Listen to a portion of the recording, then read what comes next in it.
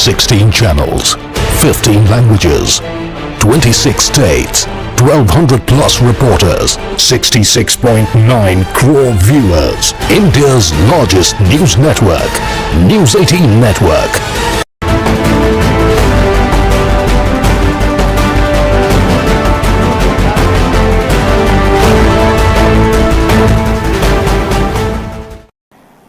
देश भर के अंदर लॉकडाउन को 2 सप्ताह के लिए बढ़ाने का ऐलान केंद्रीय गृह मंत्रालय की ओर से कर दिया गया है। लॉकडाउन को सबसे पहले शुरू करने वाला राज्यों के अंदर श्रेणी में नाम आया राजस्थान का। राजस्थान के मुख्यमंत्री अशोक गहलोत ने सबसे पहले राजस्थान में लॉकडाउन लागू किया।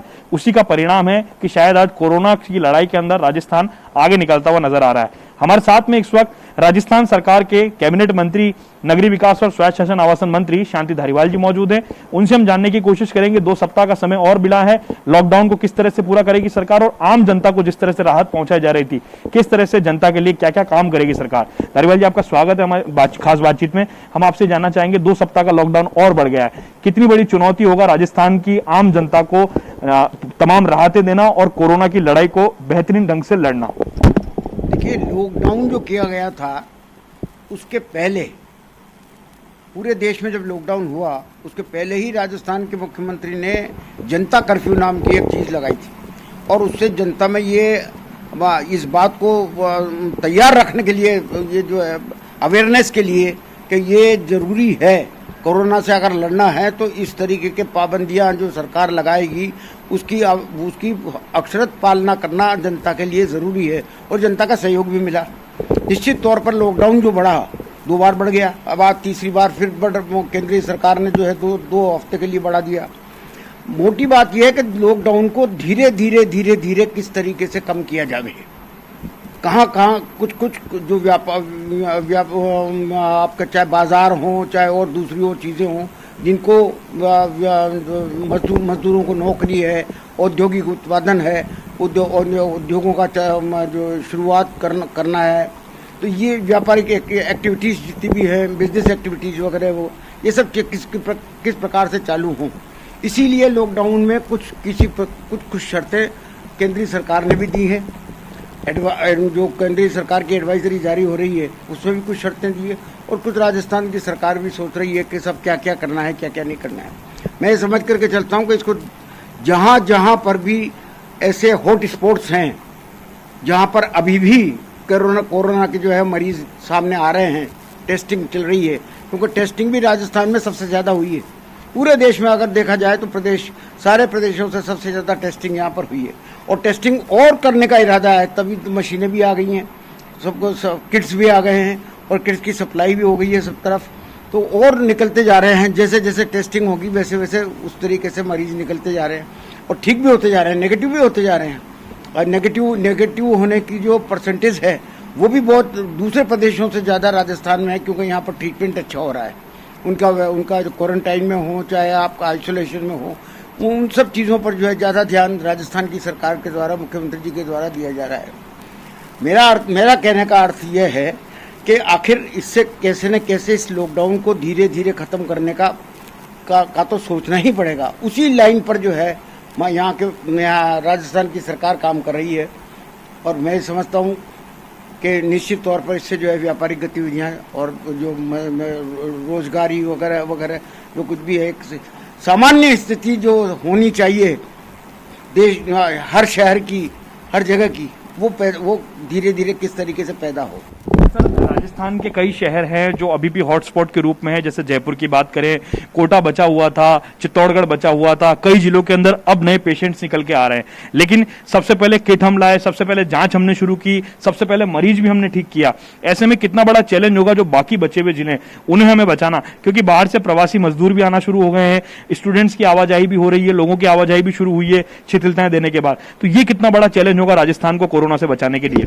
बात यह है कि जो शुरू में जो टेस्ट हुए वो रैपिड एंटीबॉडी टेस्ट हुए। वो रैपिड एंटीबॉडी टेस्ट जो है वो बिल्कुल फेल्योर था। वो चाइना का किट था जिसको राजस्थान की सरकार ने सबसे पहले उठाया कि ये बिल्कुल ये जो किट आ रहा है ये डिफेक्टिव है, ये फर्जी है और इसके रिजल्ट, जिसकी सफलता के रिजल्ट सिर्फ 5% है। उस बात को जाकर के कई दिनों के बाद जाकर के केंद्र सरकार ने माना और वो किट जो है वापस गए। तो वो एक तरह से जो है ये मान करके चलिए को राजस्थान की जनता के लिए भी नहीं बल्कि पूरे देश में जहाँ जहाँ पर भी रैपिड एंटीबॉडी टेस्ट होते थे वो फेल्यूर जो हुआ वो एक तरह से जो है वो ये उसको सेटबैक मिला, जनता को सेटबैक मिला है। क्योंकि अगर मान लीजिए पीसीआर टेस्ट होता शुरू से ही तो निश्चित तौर पर जो है वो मरीज जो है वो बिल्कुल सही तरीके से सामने आ सकते थे। लेकिन कई रैपिड जो आपका एंटीबॉडी टेस्ट जो था वो उसमें पॉजिटिव था लेकिन आ गया नेगेटिव है तो पॉजिटिव आ गया। उसके वजह से सारा का सारा कंफ्यूजन हुआ। अब जाकर के जो केंद्र सरकार ने माना है कि उसको जो है हटा दिया जाए, उसको वो किट वापस दे दिया जाए और पीसीआर से टेस्टिंग हो रही है। तो टेस्टिंग जैसे जैसे बढ़ेगी निश्चित तौर पर उस तरीके से मरीज भी सामने आएंगे। तो हमें टेस्टिंग से पीछे नहीं होना चाहिए बल्कि टेस्टिंग बढ़ाना चाहिए। राजस्थान की सरकार ने तो तय किया है, मुख्यमंत्री जी ने ये लक्ष्य रखा है बाकायदा कि 10,000 टेस्टिंग राजस्थान में डेली होना चाहिए, प्रतिदिन होना चाहिए। तो ये अच्छा है, जितना टेस्टिंग होगा सामने आएगा, मरीज सामने आएगा, इलाज होगा, ठीक होगा। सबसे बड़ा चैलेंज ये है प्रवासी जो मजदूर हैं, जो बच्चे हमारे चाहे कोटा में बच्चे पढ़ाई कर रहे हो या और जिलों के अंदर जो बच्चे हैं उनको अपने गृह राज्य भेजना और वहां से जो लोग हैं जो गृह राज्य राजस्थान में वापस आना चाहते हैं, ये मुद्दा प्रबल तरीके से राजस्थान की सरकार ने उठाया। ये कितना बड़ा चैलेंज है सरकार के लिए इन तमाम कार्यों को पूर्ण करना? भाई देखिए, जो प्रधानमंत्री जी ने अपने आकाशवाणी के संदेश में एक ये बात कही थी कि जो जहां है वहां रहे, वो डिफेक्टिव थी। वो सबसे पहले राजस्थान के मुख्यमंत्री श्री अशोक गहलोत ने जो है उसको चैलेंज किया और बल्कि ये कहा कि नहीं, ये गलत है, ये बच्चे जो वहाँ आए हुए हैं, ये जो मजदूर बाहर के आए हुए हैं, इनको अपनी जगह पर पहुंचाना चाहिए।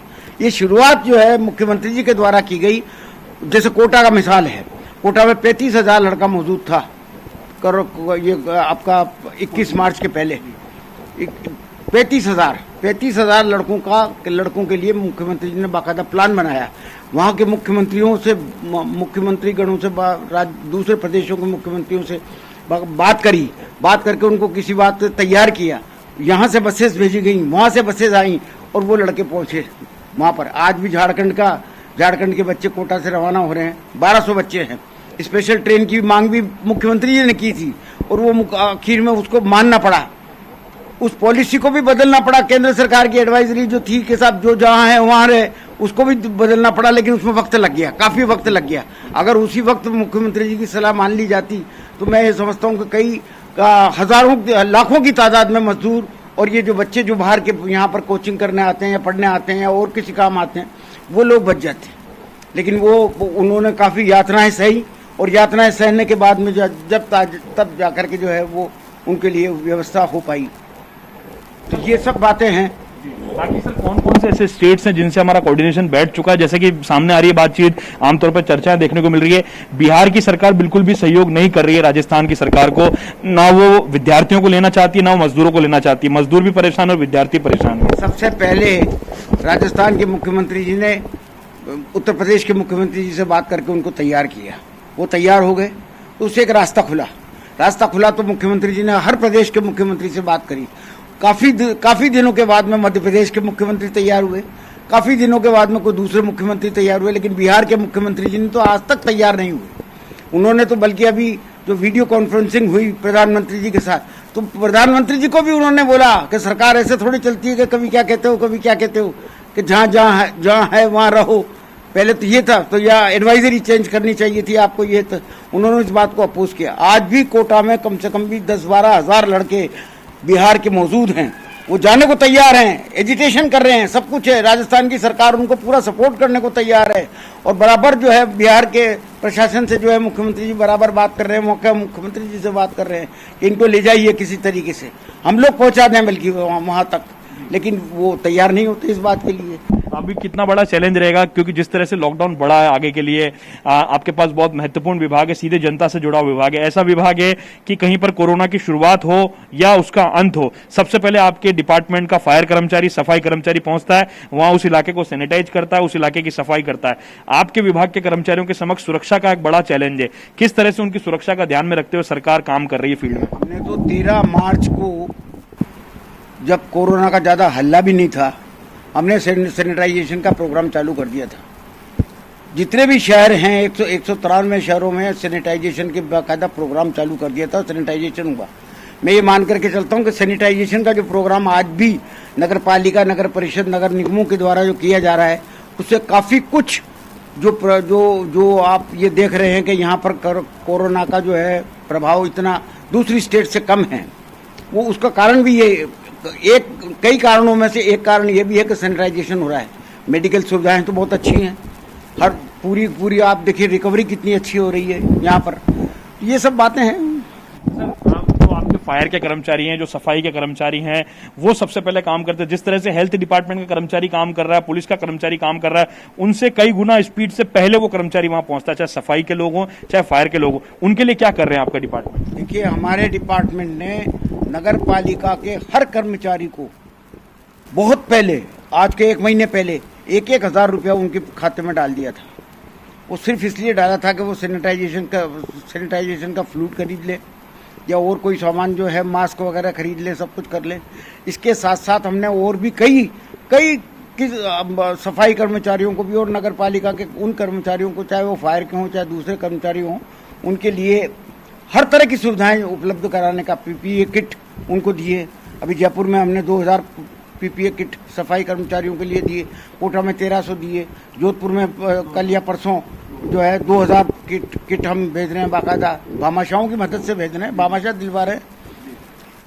ये सब बातें हैं कि मतलब हमें पूरा यकीन है कि नगर पालिका का हर कर्मचारी जो है इस कोरोना की लड़ाई में जो है वो निश्चित तौर पर सफल होगा और उसके प्रयास जो है वो रंग लाएंगे। कोरोना के इस प्रकोप में लॉकडाउन के दौरान लोग लॉकडाउन का उपयोग की जगह दुरुपयोग भी कर रहे हैं। कई जगह कहा गया है कि आप लोग आवश्यकता होने पर निकले। ऐसे लोगों को आप क्या नसीहत देना चाहेंगे सरकार की तरफ से कि लॉकडाउन की किस तरह से पालना की जाए? सरकार ने सख्ती के आदेश दिए हैं। सरकार ने यह भी तय किया है कि अगर कोई आदमी बगैर मास्क घूमता है तो उसको गिरफ्तार कर लिया जाए, सजा होगी उसको। कहीं थूकता है तो भी सजा होगी। तो इस तरीके के कई काम जो है राजस्थान की सरकार ने, मुख्यमंत्री जी ने इस तरीके के कई गाइडलाइंस निकाली हैं कि जिसके वजह से जो है ये काफ़ी कुछ का वो कम। फिर भी उसके बावजूद भी कुछ लोग होते हैं इस प्रकार से कि लॉकडाउन की अवहेलना करते हैं, पकड़े जाते हैं। एक बड़ा चैलेंज हमारे सामने ये भी है कि जो सफाई कर्मचारी, जो कोरोना फाइटर्स, तमाम तरह के लोग चाहे वो संविदा पे काम कर रहे हैं, उन्होंने यह डिमांड उठाई कि उन्हें किसी तरह से बीमा कवर किया जाए, उन्हें राहत पहुंचाई जाए। आपके डिपार्टमेंट की ओर से एक आदेश जारी किया गया कि तमाम जो संविदा में काम करने वाले लोगों को भी उसमें शामिल किया गया और राज्य कर्मचारियों को भी। तो ये कितना बड़ा काम होगा, क्योंकि 50 लाख रुपए का पर हर कर्मचारी का कोरोना फाइटर्स का हमने इंश्योरेंस किया, उससे कितना मनोबल बढ़ेगा सर इन लोगों को? निश्चित तौर पर मनोबल बढ़ाने के लिए ये प्रोग्राम किया है। ये जो प्रोग्राम दिया है मुख्यमंत्री जी ने कि 50 लाख रुपया मिलेगा उसको, चाहे वो संविदा कर्मचारी हो और चाहे रेगुलर जो है एम्प्लॉय हो, उन सबको लिए। तो ये जो भी जिस तरीके से भी व्यक्ति का मनोबल बढ़ सकता है, चाहे वो सफाई कर्मचारी हो चाहे चिकित्सा कर्मचारी हो, किसी भी तरह कोई भी किसी तरीके और जो कोरोना की इस लड़ाई में शामिल है, उसके लिए, उसके प्रोटेक्शन के लिए राजस्थान की सरकार ने काफी कुछ नियम बदले। उद्योगों की बात करें, उद्योग व्यापार तमाम तरह की चीजों की बात करें, क्योंकि अर्थव्यवस्था की हालत किसी से छुपी हुई नहीं है। और राजस्थान के मुख्यमंत्री और आप लोगों का जो आपसी समन्वय है वो ये कहता है कि राजस्थान की फाइनेंशियल स्थिति हो या चाहे देश की स्थिति हो, उसे मजबूत करना बहुत जरूरी है। अर्थव्यवस्था को किस तरह से संभालेंगे सर हम लोग, क्योंकि बहुत बड़ा चैलेंज होगा हमारे सामने? देखिए, मंदी तो पहले से थी, बीच में कोरोना आ गया, लॉकडाउन हो गया, लॉकडाउन के बाद में कई जगह कर्फ्यू लग गए, तो व्यापार तो एक तरह से बिल्कुल चौपट हो गया। अब तो ये तो केंद्र सरकार को चाहिए कि केंद्र सरकार जो है स्पेशल पैकेज देवे। अगर केंद्र सरकार स्पेशल पैकेज नहीं दे सकेगी तो निश्चित तौर पर एक अकेली प्रदेश की सरकार जो है वो इतने कामयाब नहीं हो सकेगी। मुख्यमंत्री जी बराबर इस बात के लिए कहते हैं कि हमें स्पेशल पैकेज दीजिए, स्पेशल पैकेज दीजिए, हर स्टेट को दीजिए पैकेज, जहाँ जहाँ पर भी कोरोना है। ऐसा नहीं है कि राजस्थान को दीजिए, हर स्टेट को दीजिए। तो ये अभी तक तो कोई पैकेज मिला नहीं है। कुल मिला करके जितने भी आपका जितना फंड मिला है, जिसको प्रतिपक्ष के नेता और ये सब लोग कहते हैं कि इतना पैसा इस स्कीम में आ गया, इस पैसा, तो वो तो स्कीम्स हैं, ऑलरेडी स्कीम्स हैं। उन स्कीम्स में आप दे रहे हो तो क्या दे रहे हो? कोरोना के लिए क्या दिया? कोरोना के लिए सिर्फ आप 1500 1800 करोड़ रुपए दे रहे हो, उससे काम नहीं चलता है। हजारों करोड़ रुपए का खर्चा है कोरोना में, उसके लिए पैसा दिलवाइए, बराबर मांग कर रही हैं। और मुख्यमंत्री जी ने जिन जिन कामों के लिए प्रेशर डाला केंद्र सरकार पे, वो आखिर में बाद में जाकर के मानना पड़ा, चाहे छात्रों का पहुंचाने का हो, मजदूरों के पहुंचाने का हो। इसके अलावा भी और भी कई चीजें थी। जो जो सुझाव मुख्यमंत्री जी ने दिए वीडियो कॉन्फ्रेंसिंग में प्रधानमंत्री जी को, प्रधानमंत्री जी ने खुद ने सराहना की, मुख्यमंत्री जी की सराहना की कि राजस्थान में काम बहुत अच्छा हो रहा है। आप गुजरात को देख लीजिए, आप मध्य प्रदेश को देख लीजिए, क्या हाल है वहां के। राजस्थान तो बहुत बेहतर है, लेकिन स्पेशल पैकेज तो दीजिए। ये व्यापार जब ही उठ पाएगा, ये जब ही उठ पाएगा जबकि हम गरीबों के खाते में कुछ पैसा डालेंगे, तब जाकर के जो है वो गरीब जो है वो बाजार में जाकर के कुछ खरीद पाएगा और व्यापार बढ़ पाएगा। सर, केंद्र की टीम ने बीते दिनों दौरा किया, मुख्यमंत्री जी के साथ उनकी बातचीत हुई, उन्होंने हॉटस्पॉट जो थे जयपुर के और तमाम इलाकों के, उन हॉटस्पॉट्स को देखा। केंद्र की टीम ने केंद्र को रिपोर्ट दी है कि राजस्थान के अंदर नो डाउट बहुत अच्छा काम हो रहा है, लेकिन जांच की रफ्तार बढ़ाने के लिए उन्होंने निर्देशित किया है राज्य को, और साथ ही साथ में ये भी कहा है कि जो हॉटस्पॉट्स हैं, जो आसपास के उनके इलाके हैं, वहां पर सख्ती थोड़ी सी आवश्यक है। केंद्र ने जिस तरह की गाइडलाइन दी है, क्या मानते हैं आप केंद्र की इस गाइडलाइन को हम किस तरह से फॉलो कर पाएंगे? ठीक है, सख्ती होनी चाहिए और हो भी रही है, वो भी रही है। जहां पर भी जो शक्ति की अवहेलना अगर कोई करता है तो पकड़ा जाता है, बाकायदा गिरफ्तारियां भी हुई हैं, सब कुछ हुई है। अब सवाल इस बात का है कि जांचे, तो राजस्थान की सरकार बराबर ये कह रही है कि आप खरीदिए, केंद्र सरकार खरीदे किट्स वगैरह और हमें देवे, हम नहीं खरीदेंगे, क्योंकि ये तो केंद्र सरकार की जिम्मेदारी है। पहले भी धोखा खा चुके रैपिड एंटीबॉडी किट से, तो इसलिए केंद्र सरकार खरीद करके देवे। अब केंद्र सरकार इतने किट ना हमें उपलब्ध करा देगी, हम भी चाहते हैं कि ज्यादा से ज्यादा जांचें हों। भाजपा के नेताओं का ये आरोप है, भाजपा अभी भी सियासत कर रही है, वो ये लोग ये कह रहे हैं कि जांच की रफ्तार को कम कर दिया गया है, हॉटस्पॉट्स की तरफ जांच की रफ्तार को कम कर दिया जाए ताकि आंकड़े जो हैं वो सरकार छिपा रही है। इस तरह के आरोप बीजेपी के नेता लगा रहे हैं, और प्रवासियों को लाने में भी बीजेपी के नेताओं का कहना है कि प्रवासियों को लाने में भी राज्य की सरकार गंभीर नहीं है। प्रवासियों को लाने में और ले जाने में यहाँ के छात्रों की शुरुआत ही मुख्यमंत्री जी ने की है। जहां पर भी भारतीय जनता पार्टी की सरकारें हैं, वो तो बहुत बाद में चेती हैं, चाहे वो मध्य प्रदेश हो, चाहे गुजरात हो, चाहे दूसरी और कई भी जगह हो, हरियाणा हो, ये हो, तो बहुत बाद में चेती हैं। और सवाल इस बात का है कि साहब वो कमियां निकालते हैं। अरे भाई, कमियां निकालते हैं तो बताओ तो सही क्या कमियां हैं, ये बताओ, सुझाव दो। तो हमें क्या देते हो यार सुझाव? गुजरात को दो ना, मध्य प्रदेश को दो ना। तो राजस्थान का मुकाबला तो राजस्थान तो उनके मुकाबले में बहुत बेहतर है। प्रतिपक्ष का काम ही सिर्फ ये रह गया कमियां निकालना, उनका कोई सहयोग नहीं मिल रहा, सरकार को कोई सहयोग नहीं मिल रहा उन लोगों का। और रोज अखबारों में, रोज जो समाचार पत्रों में एक विज्ञप्ति निकालते हैं और सरकार की बुराइयां करते हैं, इसके अलावा कुछ नहीं करते। प्रवासी मजदूरों को लाने का काम जिस तरह से शुरू किया गया है, प्रवासी मजदूर आना शुरू हो गए हैं, अब आज से ट्रेनों की शुरुआत भी हो चुकी है। प्रवासी मजदूरों को लाने के बाद में उनका चेकअप करना, उन्हें क्वारंटाइन करना, उन्हें होम आइसोलेशन करना कितना बड़ा चैलेंज होगा राजस्थान की सरकार के लिए। अगर एक भी श्रमिक इधर उधर हुआ तो कोरोना का खतरा अभी टला नहीं है राजस्थान में। तो क्या को हमने एक्सेप्ट किया है, जगह जगह क्वारंटाइन का इंतजाम किया है, सारा का सारा सब कुछ किया है। ये तो मुख्यमंत्री जी के दबाव में आकर के सब काम हो रहा है। ये जो ट्रेनें चालू हुई हैं, ये मुख्यमंत्री जी ने डिमांड की, सबसे पहले प्रेशर डाला केंद्र सरकार पे, तब जाकर के काम चालू हुआ है, ट्रेनें चालू हुई हैं। राशन को लेकर के क्या कहेंगे सर? राशन वितरण को लेकर के कई जगह राजनीति की खबरें आई, कई जगह राशन अभी भी नहीं पहुंच रहा है, कई जगह बहुत अधिक तादाद में पहुंच रहा है। राशन वितरण की पारदर्शी तरीके से इसके लिए सरकार क्या कर रही है सर, आम आदमी तक राशन, जरूरतमंद तक राशन पहुंचे? ये कर्फ्यू के एरिया में निश्चित तौर पर दिक्कत आती है। राशन की दुकानें सब जगह हैं, सरकार 10 किलो प्रति व्यक्ति फ्री में गेहूं उपलब्ध करा रही है। प्रति व्यक्ति, एक घर में अगर 4 आदमी हैं तो 40 किलो गेहूं उसको मिलेगा और 1 किलो दाल मिलेगी उसको। ये राजस्थान की सरकार उपलब्ध करा रही है। अब दिक्कत ये आती है कि उनको बांटना।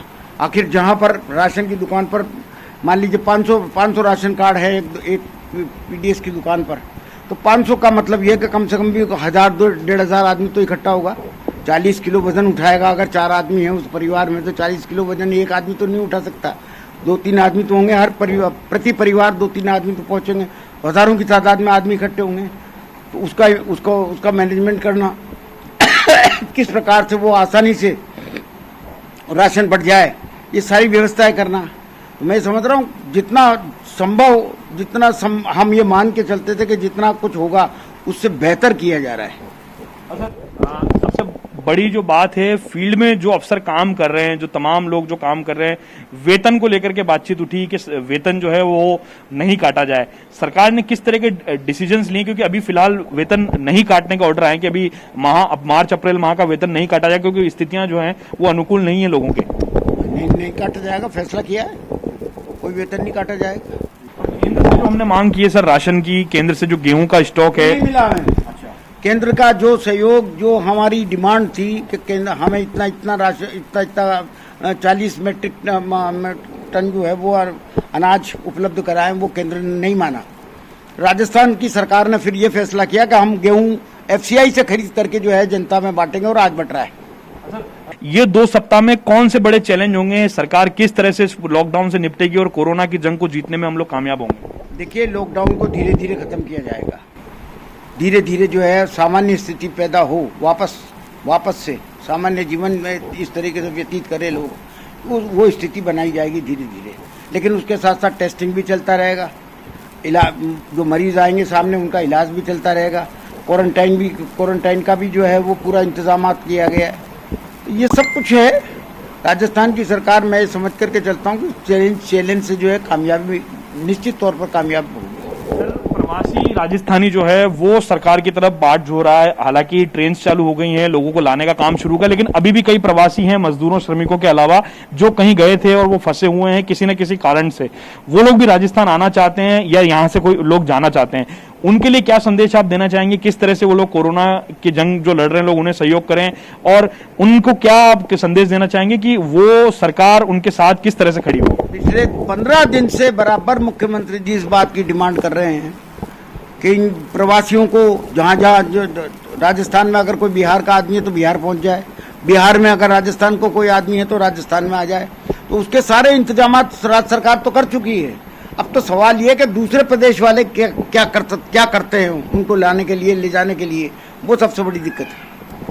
लेबर जो हमारे यहाँ पर आ रही है, जो हमारे यहाँ से जा रही है लेबर, उसके अलावा जो हमारे यहाँ पर लेबर आ रही है, क्योंकि ऐसा आंकड़ा सामने आया है श्रम मंत्रालय की ओर से, करीब 9 लाख से ज्यादा श्रमिकों ने रजिस्ट्रेशन कराया राजस्थान वापस लौटने के लिए। कितनी बड़ी चुनौती होगी सर, 9 लाख लोगों का चेकअप करना, 9 लाख लोगों को भोजन की व्यवस्था करना, 9 लाख लोगों को उनके घर तक, गंतव्य स्थल उनके गांव तक पहुंचाना। जितने भी हों उन सब की व्यवस्था राजस्थान की सरकार के द्वारा किया जा रहा है। टेस्टिंग करते हैं, टेस्टिंग करने के बाद में अगर को मान लीजिए कुछ शक होता है तो क्वारंटाइन में रखा जाता है, और अगर नहीं है तो उसको वापस वो अपने मंजिल तक पहुंचाने का इंतजाम किया जाता है। ये सब बातें हैं। केंद्र से किस किस तरह के सहयोग की अपेक्षा रखती है राजस्थान की सरकार? मोटी बात यह है कि केंद्र से हमने तो स्पेशल पैकेज मांगा था, वो नहीं मिला। कोरोना की लड़ाई के लिए जितना पैसा हमें चाहिए था, उसमें जो कुछ मदद हम चाहते थे वो केंद्र सरकार से नहीं मिली। नेग्लिजिबल मदद मिली है, जिससे कुछ नहीं। राजस्थान की सरकार तो अपने दम पे सारा का सारा काम कर रही है। जितना पैसा ये प्रतिपक्ष के नेता और ये जो लोग बोल रहे हैं कि फलानी स्कीम में इतना पैसा आ गया, फलानी स्कीम में केंद्र सरकार ने इतना दे दिया है, तो स्कीम में दे दिया है, वो तो स्कीम में जाएगा। आपने अगर मान लीजिए किसी जो स्कीमें हमेशा से चलती आई हैं, जिसमें कंट्रीब्यूशन जो है केंद्र सरकार का जितना भी कंट्रीब्यूशन होता है वो मिलता है, तो वो तो स्कीम में जाएगा। कोरोना की लड़ाई के लिए क्या दिया ये बताएं, उसके लिए कुछ नहीं होता। हम तो स्पेशल पैकेज चाहते हैं, स्पेशल पैकेज होगा तभी जाकर के जो है हम कामयाब हो पाएंगे। शुक्रिया सर। कुल मिलाकर के लबुलवाब यह है कि राजस्थान की सरकार की ओर से स्पेशल पैकेज की डिमांड की जा रही है। कोरोना की जंग दोस्तों अभी और लड़नी है हमें। 2 सप्ताह के लिए लॉकडाउन जरूर बढ़ा दिया गया है, वो इसलिए बढ़ाया गया है ताकि हम लोग घर में रहें, सुरक्षित रहें और हम अपने लोगों का ख्याल रखें, क्योंकि कोरोना की जंग को लड़ना मामूली बात नहीं है। सरकार पूरी तरह से राजस्थान की हर व्यक्ति के साथ है, चाहे वो प्रवासी राजस्थानी हो, चाहे वो राजस्थान का कोई भी आम व्यक्ति हो। उम्मीद की जानी चाहिए कि तमाम लोग लॉकडाउन का पालन करेंगे और हम इस कोरोना की जंग को जल्द से जल्द जीतेंगे। कैमरा पर्सन अमनदीप के साथ लवली वधवा, न्यूज 18 राजस्थान, जयपुर।